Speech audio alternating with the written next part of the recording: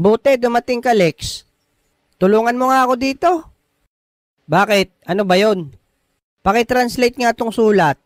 Galing sa tagahanga ko. English kasi eh. Sige at basahin mo.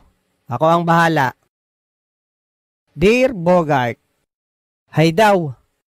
When I first saw your picture, nung una kong nilagari ang litrato mo, bakit nilagari naman? Yun ang sabi eh. I was so happy. Masaya daw siya. Wow, sumaya pa siya ha? That's why I collect your picture. Kaya kinolekta ko lahat ng litrato mo. I post them in my room so I can show them every day. Dinigit niya sa kwarto para daw lagarin araw-araw. Si Kekay ata to eh, kaya galit. Baka nga, I'm big fan of yours. Malaking pamaypay mo ako.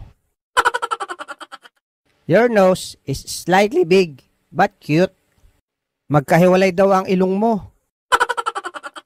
Aba, nang lait pa talaga. You're so cute as your friend. Mas cute daw ako. My dream is to show you in person.